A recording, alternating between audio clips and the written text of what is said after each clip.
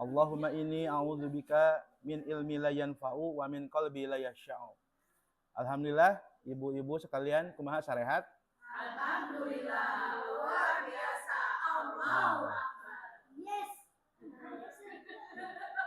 Bu, ayeuna materi apa, Bu? Iya, apa? Bab apa? Nabi Adam sekarang? Sekarang kisah Nabi Nuh, Bu ya. Ya. Sebelum saya memulai kisah Nabi Nuh, apa yang Ibu ketahui tentang kisah Nabi Nuh?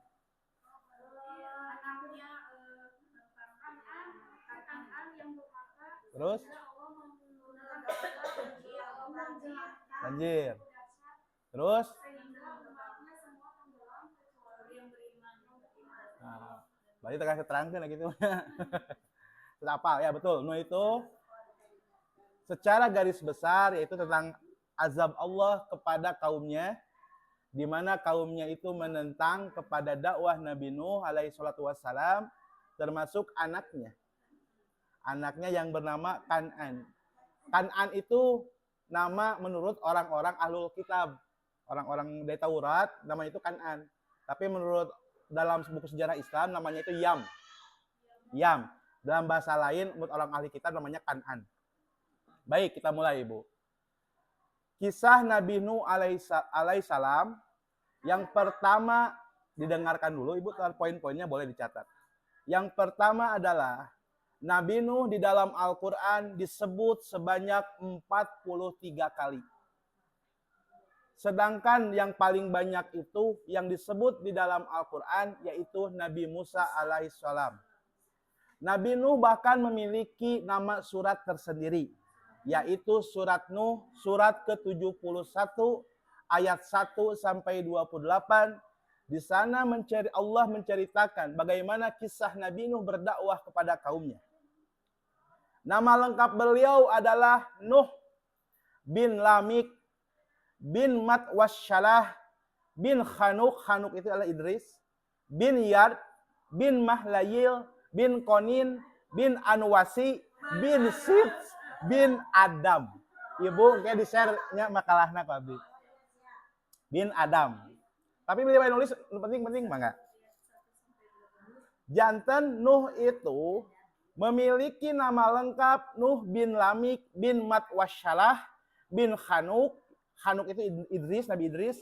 Bin Yard bin Mahlayil bin Konin bin Anwasi bin Sits bin Adam. Memiliki anak. Anaknya teh yang disebutkan menurut para ahli sejarah ada 4. Ada Syam, Ham, Yafis, dan Yam. Dan Yam inilah anak yang durhaka, yang tidak atau Kan'an yang tidak mengikuti ayahnya ketika azab Allah telah turun. Kan'an atau Yam itu malah naik ke gunung, disangkana China moal ngudag. Sing horeng, disitulah perpisahan. Ketika Allah telah menentukan azabnya kepada kaum yang durhaka kepada Allah, maka Nabi Nuh pun tidak bisa berbuat apa-apa karena itu sudah ketentuan Allah. Nabi Nuh lahir 126 tahun setelah Nabi Adam wafat. Setelah Nabi Adam wafat, 126 tahun baru Nabi Nuh lahir. Pendapat lain menyatakan bahwa antara rentang waktu Nabi Adam dengan Nabi Nuh itu 10 abad, Ibu. 10 abad itu 1 abad berapa tahun? 100. Berarti antara rentang waktu Nabi Adam dan Nabi Nuh itu 1000 tahun.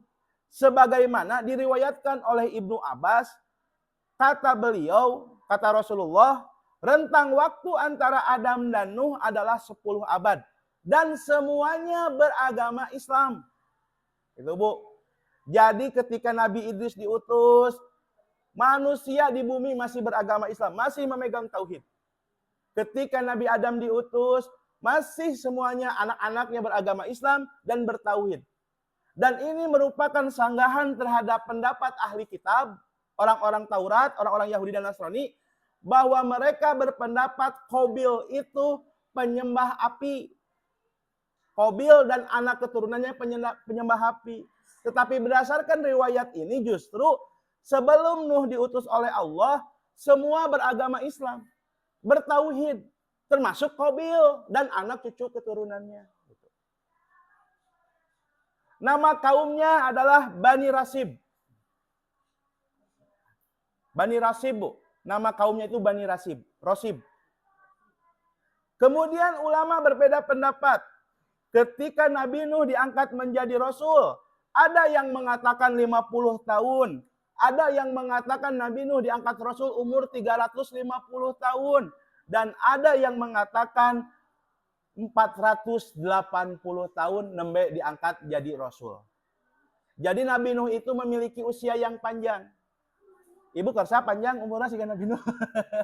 850 tahun. Itu di dalam Al-Quran, Bu. Dikatakan bahwa Nabi Nuh itu 950 tahun. Berdakwah kepada kaumnya. Bu, hari panjang umur, resep tuh? Ibu, nyukan panjang umur. Allah diijabah 100 tahun. Kersa tuh? Kesaliman. Paras. Tapi kan sahur Rasul umatku 60 sampai 70 sitin wasabin antara 60 sampai 70 hari umat Nabi. Nah, Ibu, keinginan kita itu panjang umur itu berdoa kepada Allah. Kita ingin panjang umur dalam kebaikan. Artinya ketika ibu tidak ada, kebaikan tetap dikenang. Itu yang disebut dengan panjang umur. Bu, ada seseorang yang sampai sekarang umurnya hampir 100 tahun. Dia mengeluh, sayang pae. Ini nyata.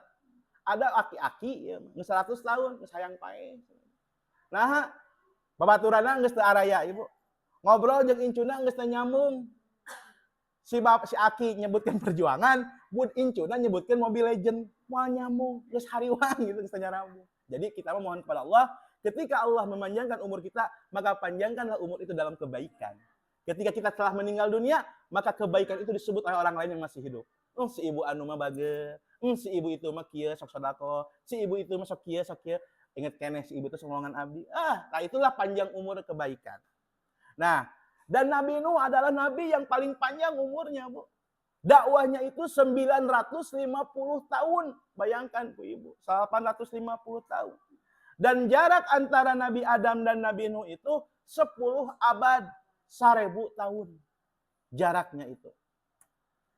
Kemudian di dalam Al-Quran banyak beberapa ayat. Seperti tadi saya sebutkan bahwa ada 43 kali disebut Nuh di dalam Al-Quran. Yang pertama, di dalam Al-Quran surat Al-A'raf ayat 59-64. Kisah Nabi Nuh di dalam Al-Quran. Yang kedua, di dalam Al-Quran surat Yunus ayat 71 sampai 73. Di dalam Quran surat Al-Anbiya ayat 76 sampai 77. Tuh, Bu seueur. Di dalam Al-Qur'an surat Al-Mu'minun ayat 23 sampai 30. Al-Qur'an surat Asy-Syu'ara ayat 105 sampai 122. Surat Al-Ankabut ayat 14 sampai 15. Surat Al-Qamar ayat 9 sampai 17. 8. Al-Quran surat Nuh ayat 1 sampai 28. Dan terakhir ada di dalam Al-Quran surat Hud ayat 25 sampai 49. Dan ini merupakan kisah yang terdapat tentang Nuh yang terdapat di dalam ayat Al-Quran. Latar belakang diutusnya Nabi Nuh. Seperti tadi yang diriwayatkan oleh Ibnu Abbas. Bahwa rentang waktu antara Nabi Nuh dan Nabi Adam itu adalah 10 abad. Dan semuanya beragama Islam. Jadi semuanya beragama Islam, masih bertauhid. Barulah ketika di zaman Nuh terjadi penyelewengan akidah, kesyirikan, penyembahan terhadap patung-patung dan berhala. Sebagaimana di dalam Al-Quran surat Nuh ayat 23. Wa qalu la tadarunna alihatakum wa la tadaruna wadda wa la suwa'a wa la yagutha wa ya'uqa wa nasra. Dan mereka berkata, siapa yang berkata itu? Kaumnya zaman Nabi Nuh. Janganlah sekali-kali kamu meninggalkan penyembahan Tuhan-Tuhan kamu. Dan jangan pula sekali-kali kamu meninggalkan penyembahan Wad. Dan jangan pula Suwa, Yagus, Ya'uk, dan Nasr. Nah, inilah mulai, Bu. Jadi sebelum ada peristiwa ini, semua masih beragama Islam. Tidak ada istilahnya kesyirikan. Dan salah satu di antara tugas Nabi dan Rasul adalah untuk menyempurnakan tauhid. Pernah saya bahas ketika itu, dalam kisah Nabi itu, bahwa salah satu tujuan diutusnya Nabi dan Rasul itu adalah untuk meluruskan akidah masyarakat tentang tauhid. Apa? Ketika kita di dalam kandungan, Allah Subhanahu wa taala melakukan perjanjian dengan kita. Alastu birabbikum, siapakah Tuhan kalian? Manusia mereka menjawab, semua manusia menjawab, termasuk kita. Ketika di alam ruh, kita menjawab, bala syahidna, kami bersaksi engkau adalah Tuhan kami. Tetapi ketika turun ke dunia, tergantung dengan Bu. Orang dilahirkan di orang tua Kristen, jadi Kristen. Orang turun di kolotnya Yahudi, jadi Yahudi. Orang turun di keluarga Islam, jadi Islam. Maka kita harus bersyukur ketika kita ditakdirkan oleh Allah Subhanahu wa taala lahir dari orang tua yang muslim. Dan banyak sekali Bu kisah ketika seseorang mendapat hidayah, di antaranya Salman Al-Farisi, Bu. Itu Salman Al-Farisi itu penyembah api, Majusi, kemudian setelah Majusi dia menjadi agama Nasrani, baru bertemu dengan Nabi dan dia memeluk agama Islam. Kemudian seorang pendeta terkenal, Bu, yang bernama sekarang Ustazah, udah mu'alaf, Irene Handono. Tahu? Nah, beliau bagaimana menemukan cahaya Islam ketika membuka Al-Quran. Ayat terakhir, surat terakhir. An-Nas. Qul a'udzu. Dia terus membaca-baca itu. Saya lupa lagi apa An-Nas atau Qul huwallahu ahadnya Al-Ikhlas. Qul huwallahu ahad ya? Al-Ikhlas ya? Al-Ikhlas kalau nggak salah. Al-Ikhlas. Beliau mengulang-ulang ayat tersebut, kemudian mendapatkan hidayah, akhirnya masuk Islam. Nah, Bu, makanya kita bersyukur ketika kita dilahirkan di dalam keluarga yang Islam, yang Muslim, Bu. Sebagai bukti, Bu, bahwa kita di dalam alam ruh telah melakukan perjanjian dengan Allah, bersaksi, yang Allah itu Tuhan kita. Ada seseorang yang di pedalaman, Bu, tidak tahu apa-apa, tidak tahu itu Tuhan siapa. Ketika dalam keadaan rasa takut, ketika ada sesuatu yang dia takuti, maka dia dengan sendirinya refleks, Bu, jangan nanggadah, minta tolong kanu zat yang maha tinggi, yang bisa melindungi. Tanpa disadari itu bukti gambaran bahwa orang tersebut ketika dalam ruh perjanjian dengan Allah. Ngan mana nama ilmuna can sampai. Akhirnya dia kanu batu, kanu pohon, menyembah. Nah itu bukti, Bu. Yang manusia ketika di alam ruh perjanjian dengan Allah. Nah termasuk ketika terjadi penyimpangan akidah, maka Allah mengutus Nabi dan Rasulnya untuk menyempurnakan lagi tauhid. Tidak boleh menyembah kecuali hanya kepada Allah. Termasuk Nuh. Siapa? Yagus, Suwa, Ya'uk, dan Nasr. Dalam Nuh 23, Bu. Yang dibaca ke Ibu. Kata Ibnu Abbas, Bu. Ibnu Abbas itu adalah sahabat Nabi yang ahli tafsir dalam Al-Quran. Dan beliau merupakan keponakan Nabi. Dan langsung didoakan oleh Nabi. Agar menjadi orang yang paham dalam agama. Saur Ibnu Abbas yang namanya Wad. Wad, kemudian Suwa, Yagut, Ya'uk, dan Nasr itu adalah orang-orang soleh awalnya, Bu. Orang-orang soleh, dan Wad ini adalah anak Nabi Adam yang tertua. Mereka itu orang-orang soleh. Setelah orang-orang soleh itu memiliki pengikut yang setia. Kemudian ketika itu mereka meninggal dunia. Setelah meninggal dunia, mereka berinisiatif. Datanglah iblis menggoda mereka. Bagaimana kalau kita buat patung untuk mengenang jasa mereka agar kita semangat dalam beribadah? Oh iya ya. Pada awalnya tidak ada penyembahan sama sekali. Mereka mulai membuat patung-patung dengan nama Wad, kemudian Suwa, Yagut, Ya'uk, dan Nasr. Setelah generasi pertama meninggal, si murid nate, muncullah keturunan yang baru. Tidak ada keilmuan. Datang lagi iblis menggoda. Seandainya engkau tahu bahwa mereka ini adalah orang-orang soleh, silakan meminta kepadanya. Awalnya meminta, Bu, meminta hujan. Kemudian meminta jodoh. Dan akhirnya terjadilah penyembahan terhadap patung-patung itu. Diabadikan dalam Al-Quran surat Nuh ayat 23. Maka itulah latar belakang mengapa Allah mengutus Nabi Nuh. Nuh datang, Allah utus Nabi Nuh. Di dalam Al-Quran surat Nuh ayat 1, Bu.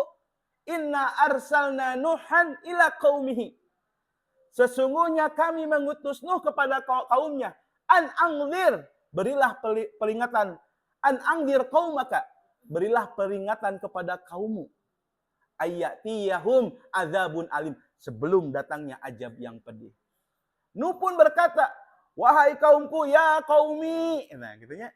Ya qaumi, inni lakum nadhirum mubin. Sesungguhnya aku ini adalah orang yang memberi peringatan dan penjelasan. Itu kata dalam Al-Quran, Bu. Ayat 1, ayat 2, ayat 3. Seperti itu. Nah, kemudian patung yang pertama kali disembah di dunia adalah patung yang bernama Wad. Wad ini adalah anak tertua Nabi Adam yang dijadikan sesembahan oleh kaum Nabi Nuh. Maka datanglah Nuh diutus oleh Allah untuk menyempurnakan kembali akidah mereka yang awalnya memang Islam, tetapi terjadi penyimpangan terhadap berhala-berhala dan patung-patung. Keistimewaan Nabi Nuh, Bu. Nabi Nuh memiliki keistimewaan. Yang pertama, Nabi Nuh memiliki usia yang panjang. Itu terdapat di dalam Al-Quran surat Al-Ankabut ayat 14. Dan sesungguhnya kami telah mengutus Nuh kepada kaumnya.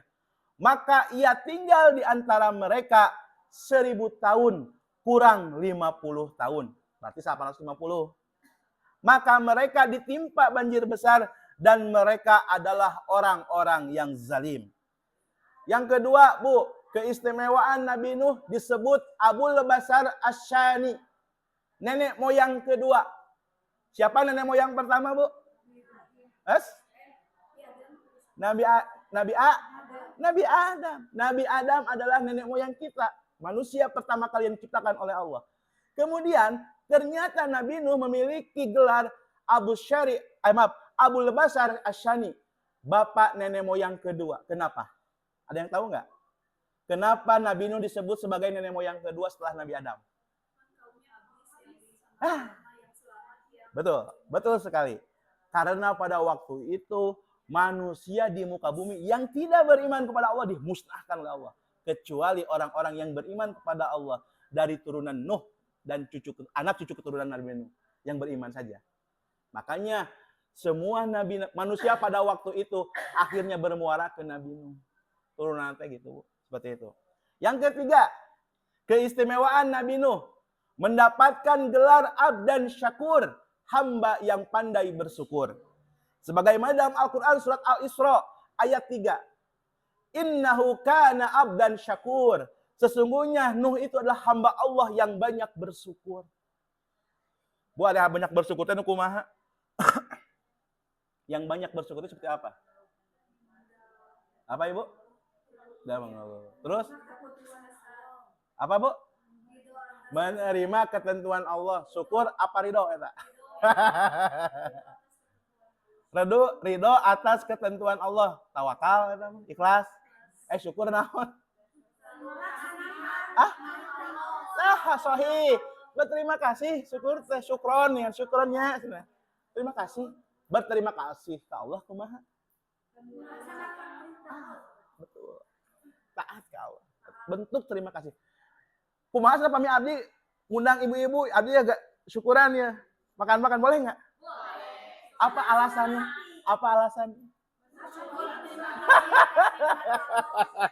Ya apa alasannya? Betul, apa alasannya? Berbagi. Berbagi apa bersyukur? Bersyukur. Apa bersyukurnya? Ibu, dibolehkan kita makan-makan. Abdi kudu rezeki, senang, bahagia. Yuk kadia orang tuang ditraktir ku abdi. Ngantong leuwih ti 5.000 nya gitu. Ditraktir ku abdi sok sediana pas 2 pagi baso tong lebih ti 5.000 10.000 gitu ya. Misalkan ya, Ibu. Simkuring syukuran kayak gaji 13 misalkan seperti itu misalkan. Boleh tidak? Boleh. Apa keterangannya? Surat Ad-Duha. Fa amma bi ni'mati rabbika fahaddits. Ketika kita mendapatkan kenikmatan oleh Allah, fa'amma binikmati rabbika fadis. Tebarkanlah. Entong ka susah nu beja-beja teh. Kebahagiaan, ya.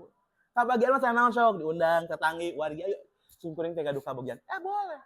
Tetapi hakikat syukur itu adalah kita makin taat kepada Allah Subhanahu wa taala. Itulah hakikat syukur Ibu, ketika kita semakin taat, sholat tepat waktu, rajin baca Quran, sedekah teu hilap, bager kacaroge, kamurang kali, itu kita bentuk syukur kepada Allah. Dan salah satu kekhasan Nabi Nuh mendapat gelar Abdan Syakur karena beliau selalu memuji Allah. Termasuk kita senantiasa memuji Allah adalah bentuk orang yang senantiasa bersyukur. Apa itu pujian kepada Allah? Alhamdulillah. Alhamdulillah. Itu bentuk syukur, zikir kepada Allah. Ketika kita mendapatkan sesuatu yang tidak sesuai dengan hati, dengan mana, kita pun diharuskan bersyukur, Bu. Dengan alhamdulillah ala kulli hal. Segala puji bagi Allah dalam setiap keadaan. Tetapi ketika ada hal-hal yang sesuai dengan hati, pujiannya seperti apa? Alhamdulillahillati binikmati tatimus sholihah. Itu Nabi seperti itu. Ketika teluyuk jeung hate, tetap bersyukur. Alhamdulillah ala kulli hal. Ibu terawasnya menang berita musibah, tetap kita wajiban bersyukur.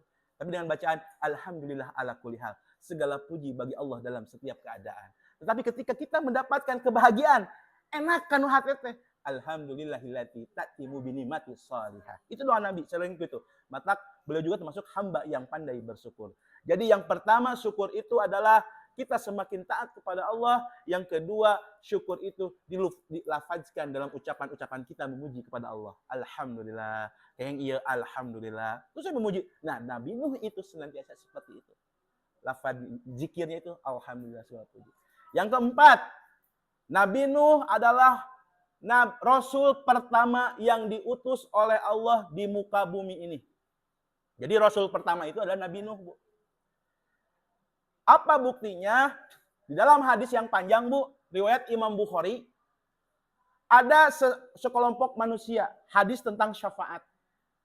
Manusia itu takut ketika akan dihisab oleh Allah Subhanahu wa taala. Kita akan takut, Bu, akan ketika dihisab yaumul penghisaban. Manusia itu datang kepada Nabi Adam, meminta syafaat. Mereka berkata seperti ini, wahai Adam, engkau adalah manusia yang langsung oleh Allah ciptakan. Dan engkau adalah manusia yang langsung Allah tiupkan ruhnya. Maka mohonkanlah kepada Tuhanmu agar aku diberi syafaat. Apa jawaban Nabi Adam? Jawaban Nabi Adam, aku malu terhadap Tuhanku. Sebab Allah pernah marah kepadaku atas perbuatanku. Yang Allah larang mendekati pohon kuldi, tetapi aku mendatanginya. Janganlah ke saya, cobalah ke Nuh. Kemudian datang manusia itu kepada Nabi Nuh. Di situlah ada kalimat, wahai Nuh, engkau adalah Rasul pertama yang diutus oleh Allah ke muka bumi ini.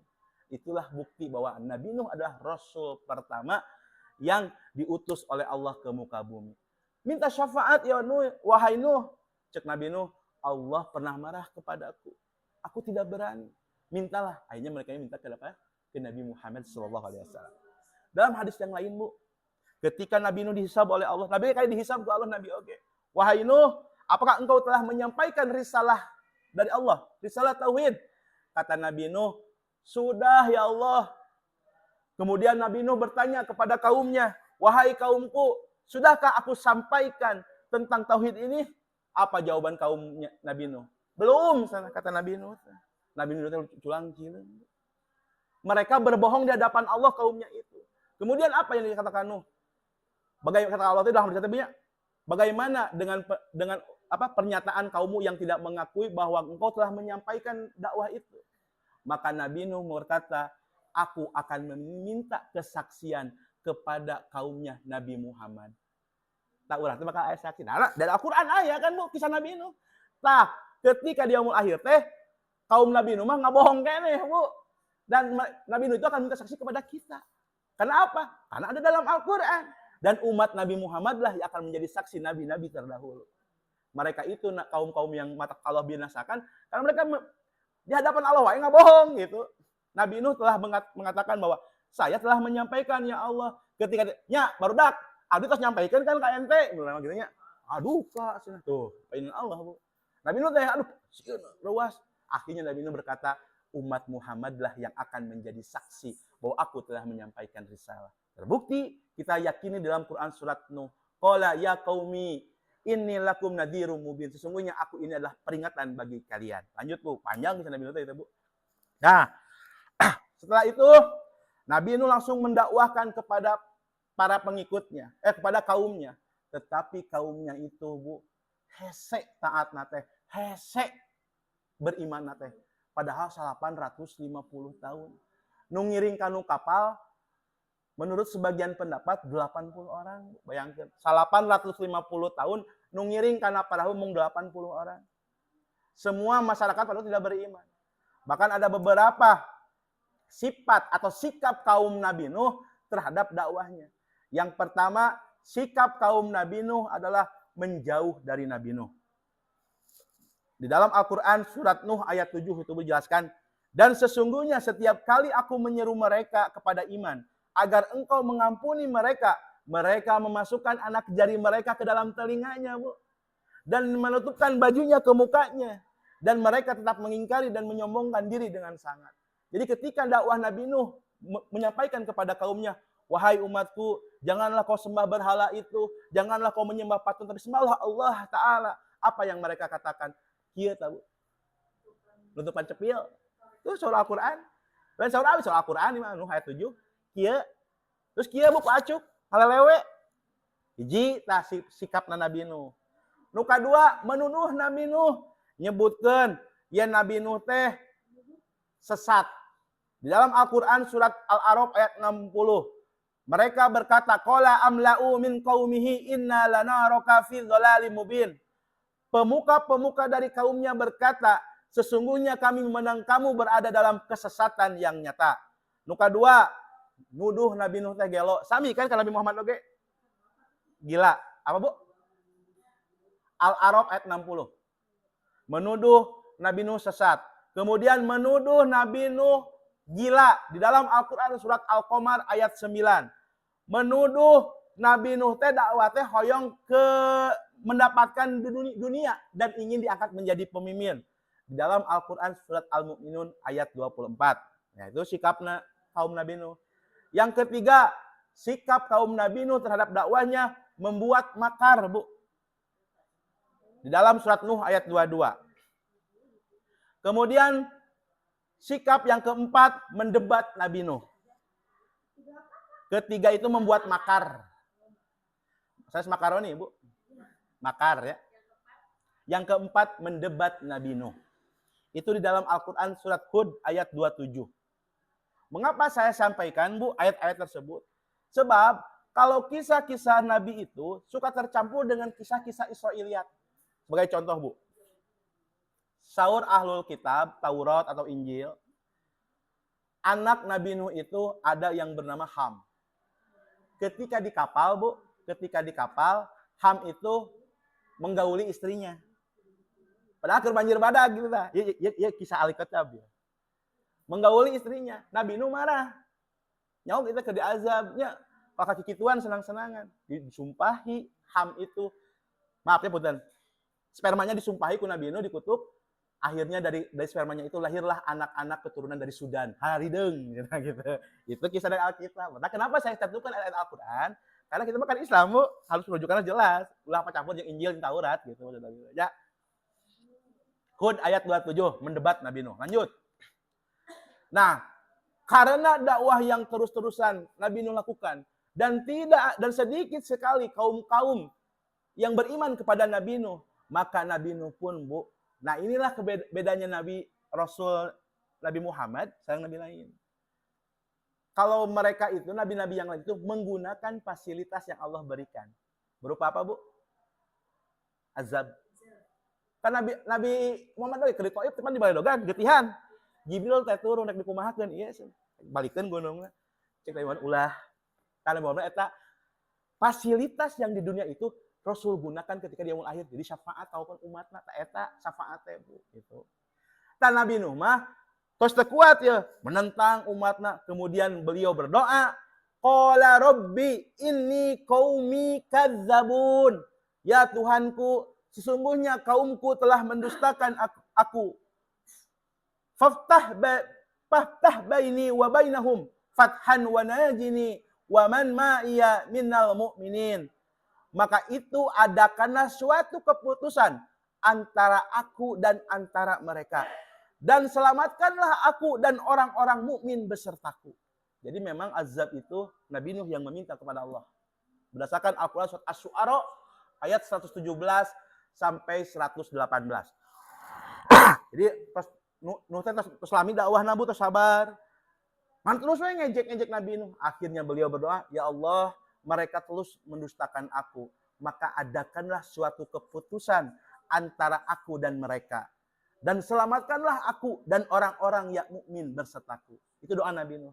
Dan Allah mengijabah di dalam Al-Quran surat Hud ayat 37 jawabannya, Bu. Kata Allah, wasna'il fulka bi'ayunina wa wahyina wa la tukhatibni fil ladina zallamu innahum maghraqun. Dan buatlah kapal itu dengan pengawasan dan petunjuk wahyu kami. Dan janganlah engkau bicara dengan aku tentang orang-orang yang zalim. Sesungguhnya mereka itu akan ditenggelamkan. Jadi keputusannya ketika Nabi Nuh memohon, ya Allah, berilah keputusan antara aku dan mereka. Maka Allah jawab, buatlah perahu. Tong nyebutkan nanaon ya. Tong ngobrol masalah orang jolim atau naon. Allah lah yang menentukan. Dan mereka itu akan ditenggelamkan. Mengapa Allah berkata seperti itu? Karena ada anaknya dan istri. Jadi kalian nu tong robah di pamandegan ya bahasa orangnya. Kalian ya tong robah di pamandegan ya. Ketetapan Allah tidak akan bisa berubah. Panceg. Dan Nabi Nuh itu secara manusia beliau ketika Kan'an itu tenggelam, Bu. Beliau memohon kepada Allah, selamatkanlah. Tapi kata Allah, tidak, keputusan itu tidak akan berubah. Bahkan dikisahkan, Bu, di dalam Ahlul Kitab, Taurat, ada seseorang ibu dan memiliki bayi. Ketika banjir itu melanda, dia lari ke gunung. Ke gunung, Bu.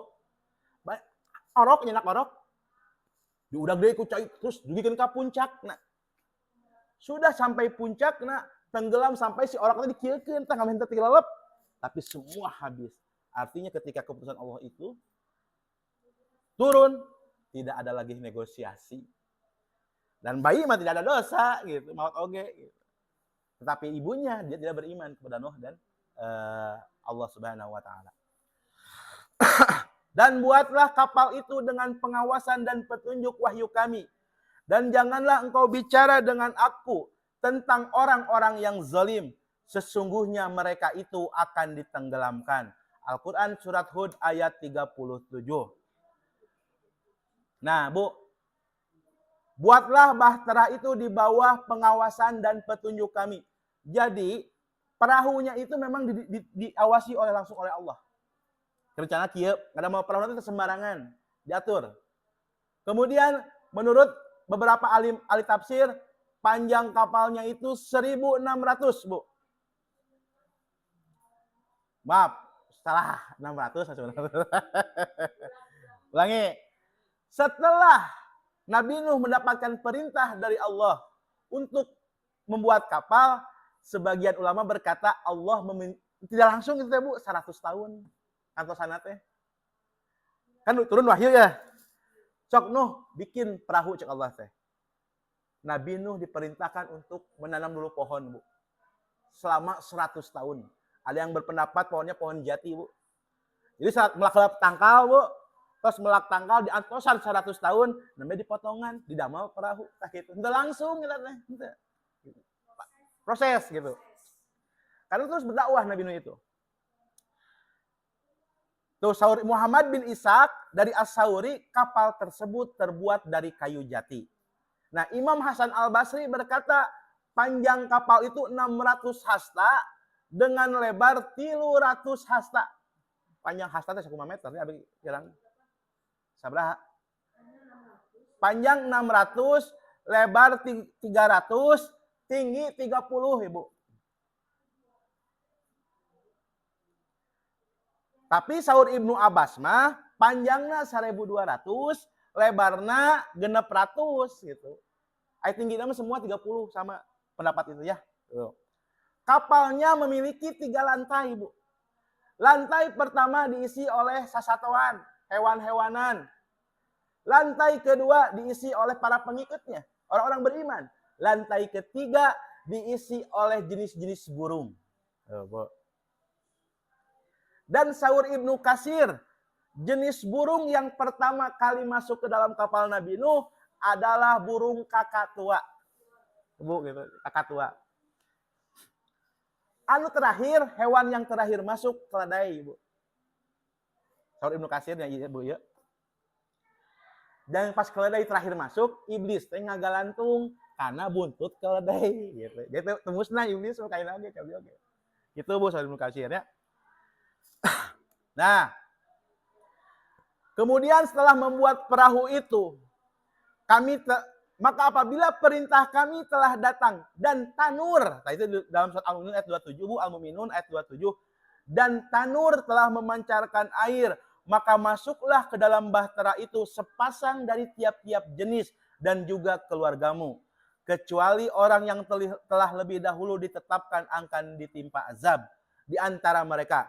Dan janganlah kamu bicarakan dengan aku tentang orang-orang yang zalim, karena sesungguhnya mereka itu akan ditenggelamkan. Ya, Al-Mu'minun ayat 27. Tanur teh, Bu, permukaan bumi. Sorry Ibnu Abbas mah. Ya, kieu taneuh. Kalau cor cai teh, Bu, pas ketika azab itu turun teh, keluar. Termasuk di dapur-dapur, tempat memasak. Ibu ke dapur, di lembur mah kagak dulu. Apa namanya di taremboknya dapur teh luhur. Di lembur makan taneuhnya, Bu, nganggo gitu suluh. Tadi ngalocor cai ketika peristiwa azab itu akan datang. Tanur itu nya. Dan jumlah yang naik ke kapal itu berjumlah 80 orang. Manusia, Bu ya. 80 orang. Nah, janten ketika tanah-tanah keluar cai, at-tanur itu tanah-tanah sumber mata air, Nabi Nuh memerintahkan kepada umatnya agar menaiki kapal, kemudian turunlah hujan besar, Bu. Badai orang dugikeun ka banjir. Bahkan ketika Nabi Nuh membuat kapal itu kan dihina, Bu. Ejek oleh kaumnya. Nuh jauh ke laut, jauh ke pantai, jauh ke walungan, ngajian perahu sana di dia. Gitu lah, Bu. Karena memang 100 tahun lamanya, Bu. Lama dari proses itu. Nabi Nuh menanam dulu pohon jati, setelah jadi ditebangan dibuat perahu. Nah, setelah itu lantai 1 berisi jenis hewan-hewanan, kemudian lantai kedua itu pengikutnya manusia, lantai ketiga jenis burung. Dan yang naiknya itu berjumlah 80 orang, termasuk 3 orang anaknya yang beriman, yang bernama Ham, Sam, dan Yafith. Sedangkan anak yang keempat, yaitu Kan'an atau Yam, dia tidak ikut ke bapaknya. Dia mengira bahwa banjir itu akan surut, dia lari ke gunung, ternyata cai ngudag. Gitu lah, Bu. Tuh, Bu, surah Al-Tafsirnya, Bu. Kemudian Nabi Nuh berkata, naiklah kamu semua ke dalam perahu dengan menyebut nama Allah pada waktu berlayar dan berlabuhnya. Sesungguhnya Tuhanku benar-benar Maha Pengampun lagi Maha Penyayang. Ya tesok jadi doa lamun orang naik kendaraan kan, Bu. Wa qalar kabu fi ma bismillahi majre wa mur inna rabbi. Itu adalah perintah Nabi Nuh. Doa ke kaum naik. Wahai kaumku, naiklah kamu semua ke dalam perahu ini dan sebutlah nama Allah pada waktu berlayar dan berlabuhnya. Sesungguhnya Tuhanku benar-benar Maha Pengampun lagi Maha Penyayang. Dan ini boleh kita gunakan ketika kita akan naik kendaraan, kita akan berpergian, ketika akan safar, maka kita bacakan Bismillahi majreha wa mursaha inna rabbi laghafurur rahim. Terus ada lagi doa apa lagi, Bu? Sakhkhara lana az-zukhruf, itu surat az-zukhruf. Sama itu juga dalam kisah Nabi Nuh. Untuk menundukkan kendaraan kita gitu. Kan orang mau di jalan kan Bu tidak tahu remblong, orang ngadoa gitu, mudah-mudahan Allah melindungi, terhindar dari kecelakaan gitu. Ini soal Zukhruf itu, Bu.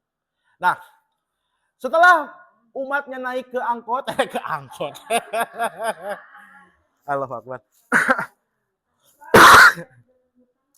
Naik karena perahu, maka air terus bergerak, Bu. air keluar dari bumi, kemudian hujan badai topan, kemudian sampai mencapai ketinggian 15 hasta di atas gunung. Ibu, ayeuna di dia banjir kota Bandung teh. Ibu teh lompat ke Gunung Manglayang, disangkana teh moal ngudag cai teh. Ngudag Bu. Tos ibu teh naik di puncak gunung, ngaleberan Bu si cai teh dugikeun ka 15 hasta. Katakanlah 15 meter di atas permukaan gunung. Gunung itu kan jangkung. Ibu teh di puncak, tak cai teh yang ngelebihan kieu atuh Bu. Ih, Masya Allah. Ngeri. Urang lamun aya banjir we, kan urang teh ruas yeun nya mun kumaha komo ieu banjir badag Bu. Bahkan ada yang mengatakan Bu, ketinggian air mencapai 80 hasta yang menggenangi seluruh bumi. Tidak ada yang tersisa lagi satu makhluk hidup di muka bumi, baik yang besar maupun yang kecil. Saat itu penduduk bumi berduyun-duyun memenuhi wilayah dataran tinggi dan pegunungan. Ngarungsi ka gunung Bu, ngarungsi ka bukit. Sangkana teh moal ngudag cai teh, ternyata caina justru melebihi gunung dan melebihi bukit-bukit. Sehingga pada waktu itu tidak ada satupun manusia yang selamat kecuali kaumnya Nabi Nuh yang beriman. Bahtera itu berlayar membawa mereka dalam gelombang laksana gunung-gunung. Nuh memanggil anaknya, sedang dia anak itu berada di tempat yang jauh terpencil. Kata Nabi Nuh, wahai anakku, naiklah ke bahtera bersama kami. Dan janganlah engkau bersama orang-orang kafir. Anaknya menjawab, aku akan berlindung ke gunung yang dapat menyelamatkanku dari air. Nuh berkata, tidak ada penyelamat pada hari ini dari ketetapan Allah, kecuali siapa yang dirahmati olehnya. Gelombang menjadi penghalang antara anak dan ayah. Maka jadilah dia anak itu termasuk orang-orang yang ditenggelamkan. Hud 40. Nah, setelah peristiwa itu, kejadiannya itu langsung surut Bu. Setelah banjir besar, semua mati, itu Nabi Nuh dan kaumnya terombang-ambing di dalam air, dalam perahu 150 hari. Kemudian Allah mengarahkan perahu itu untuk mengelilingi Baitullah selama 40 hari. Hingga akhirnya Allah mengarahkan perahu itu untuk berlabuh di sebuah tempat yang bernama Bukit Al-Jundi. Mun aya nama di Turki, aya nama Bu. Turki Al-Jundi, Gunung Al-Jundi. Kata Allah, wahai bumi, telanlah airmu, dan wahai langit, berhentilah hujan. Air pun disurutkan, dan urusan pembinasaan para pendurhaka pun diselesaikan, dan kapal itu berlabuh di atas gunung Judi, dan dikatakan kebinasaanlah bagi kaum yang zolim. Al-Quran surat Hud ayat 44. Nah, ketika berlabuh di gunung Judi, Nabi Nuh mengutus burung 150 hari, ulang angkleng dina cai, dia perahu. Kemudian Nabi Nuh mengutus burung gagak. Diterbangkeun weh, tingali entah surut atau teu acan. Ternyata ketika kembali, gagak itu hinggap di atas bangkai. Artinya bumi sudah surut. Kemudian Nabi Nuh mengutus burung merpati.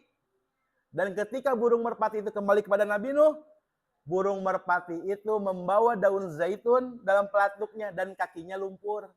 Karena lumpur artinya tersaat Bu. Kan inggap ya si sato teh si burung teh. Ieuna becek lumpur-lumpur. Oh, Nabi Nuh berarti ieu geus saat. Kemudian Nabi Nuh turun dari kapal di Bukit Judi itu. Kemudian membuat sebuah negara yang diberi nama Samanin. Yang artinya 80. Samanin Bu. Tuh, ya gelap.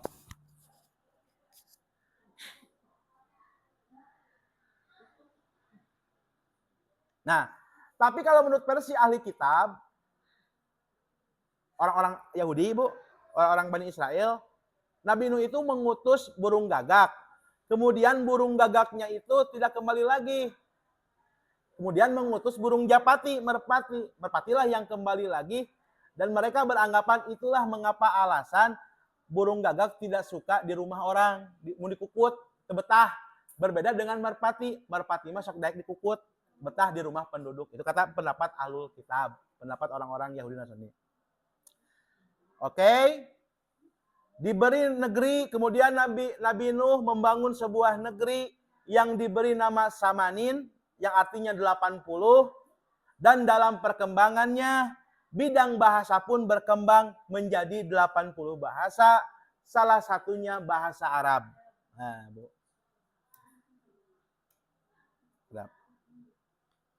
Nah, setelah itu muncullah peradaban baru. Nabi Nuh memiliki anak 3. Yang pertama Sam. Sam ini adalah bapak bangsa orang Arab. Kemudian Nabi Nuh memiliki anak yang bernama Ham. Dan beliau adalah bapak bangsa Habsi. Dan Yafis adalah bapak bangsa Romawi. Ulangi, Bu. Ya, hadis dari Imam Ahmad. Kata Nabi, Nuh memiliki 3 anak, yaitu Sam, Ham, dan Yafis. Sam adalah bapak bangsa Arab. Sam teh, Bu. Kayak nanti cikal bakal nanti di bangsa Arab itu Sam. Kemudian Ham adalah bapak bangsa Habsi dan Bang Habsi teh nu harideung Ibu Afrika. Dan Yafis, anaknya teh yang ketiga Yafis adalah bapak bangsa Romawi Eropa. Jadi Nabi Nuh teh kurang kali teh rupi-rupi warnana ya. Aya nu hideung, aya nu bule, aya nu Arab-Araban Ibu. Ibu resep Arab resep bule. Resep Afrika. Terus lang aja punya.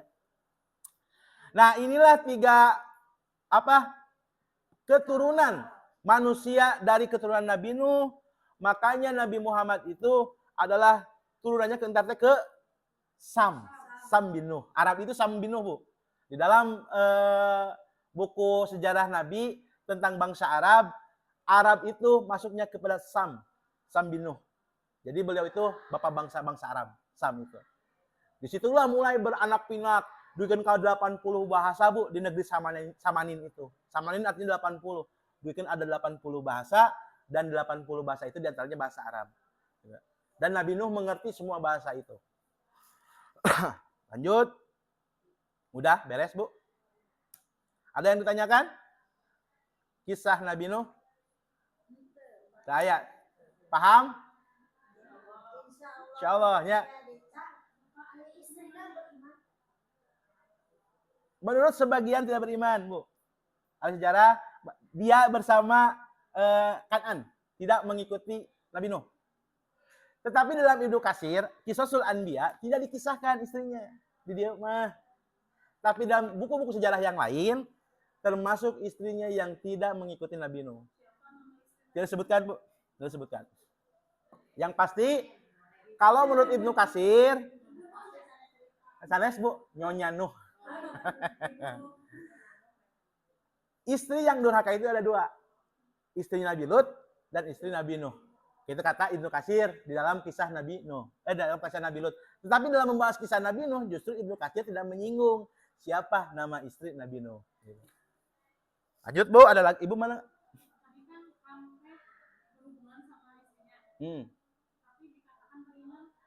Ya. Nah, itu kan syariat dulu, Bu, bukan syariat Islam. Syariat zaman Nabi dulu, ya. Kalau itu istrinya. Enggak. Ham bukan Sam. Ham itu menggauli istrinya di kapal ketika ajab terjadi. Jadi istrinya bukan siapa. Nah, Nabi Nuh tidak suka. Tapi itu pendapat menurut sejarah Alkitab ya, bukan Islam. Nabi Nuh tidak suka. Kemudian Nabi Nuh mengutuk puntennya spermanya. Maka dari cikal bakal sperma itu jadilah bangsa Sudan. Harideung Afrika. Itu gitu sejarah nate. Ya dongengnya punya. Nah, emang dongeng. Kan dia mah bisa berdasarkan Al-Qur'an gitu. Nah, ada juga yang berpendapat kunaon aya bangsa harideung Afrika, Bu. Nabi Nuh itu ketika tidur auratnya terbuka. Dan Ham itu tidak menutupnya, diantepkeun. Sedangkan Sam dan Yafis menutupinya. Nabi Nuh marah. Nabi Nuh itu marah bapana, mana emang ke turunanna bakal jadi jadi budak anak dulu mana. Jadi budak. Ternyata betul orang-orang Hindu kan jadi budak pada waktu itu yang bersahaya. Nah, gitu ada seperti itu. Ya ramai kalau saya juga dongeng emang tapi kita sudah sakan enggak. Makanya tadi saya di awal dicantumkan ayat-ayat Al-Qur'an agar tidak tercampur dengan berita-berita Israel dan berita-berita Nasrani. Di Taurat dikisahkan hampir sama, Bu. Cuman mereka itu tidak menyebut Nuh, tapi apa, Bu? Orang-orang Yahudi dan orang Nasrani menyebut kisah Nabi Nuh itu siapa? Ariel. Noah. Noah itu sebutan mereka. Noah itu Nuh, Bu. Ibrahim itu Abraham. Gitu. Mereka itu gitu. Yusuf, Yosef. Gitu. Sama kan, Bu? Mereka itu tidak hampir sama, beberapa sedikit hampir sama kisah-kisahnya itu. Cuman bedanya itu ketika di zaman Uzair itu mereka beranggapan Uzair itu putra Allah, Isa itu putra Allah, tetapi di dalam Islam Isa itu adalah Nabi Allah, bukan seorang Tuhan. Gitu. Bu, makanya diutus Rasulullah SAW. Ada lagi, Bu? Mangga, silakan. Yang mau ditanyakan tentang kisah Nabi, insya Allah paham lah semuanya. Ada lagi? Cukup, Ibu? Saya pertanyaan? Cekap? Berarti yang dulu.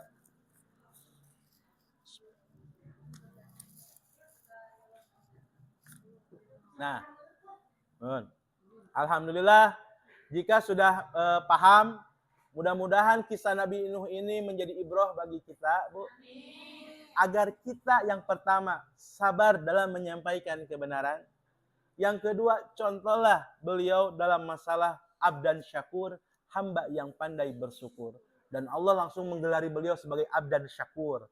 Sebagaimana dalam surat Al-Isra, innahu kana abdan syakur. Kemudian yang ketiga, kita berdoa kepada Allah. Mudah-mudahan keturunan kita, anak cucu kita, sauyunan, ulah syukur di dunia, tapi harus sampai ke surganya Allah. Ya ayyuhalladzina amanu, apa sih, Bu? Ayat apa lagi sih? Atas ku angfusikum. Jagalah diri kalian dan keluarga kalian dari api neraka. Ini gambaran bagaimana seorang anak Nabi Nuh tidak beriman. Sebagai manusiawi, Nabi Nuh pun ingin menyelamatkan anaknya, tapi ketetapan Allah tidak bisa dirubah. Akhirnya Nabi Nuh pun tidak apa-apa. Ikhlas dengan takdir yang telah ditetapkan oleh Allah Subhanahu wa taala. Mudah-mudahan kisah ini menambah keimanan kepada kita, menambah keyakinan kepada kita bahwa nabi-nabi terdahulu adalah nabi yang diutus untuk menyempurnakan akidah kita, untuk berdakwah tentang tidak boleh kita menyembah kecuali hanya Allah Subhanahu wa taala. Mungkin itu saja yang bisa saya sampaikan. Mohon maaf atas kekurangannya. Aqulu qouli hadza wa astaghfirullahi wa lakum. Wassalamualaikum warahmatullahi wabarakatuh. Ditutup doa kafaratul majelis, Bu. Asyhadu alla ilaha illa anta astaghfiruka wa atubu ilaik. Terus punya mangga biasa we. Ya nyas Ibu hatur nuhun ya, itu tutupna tampi.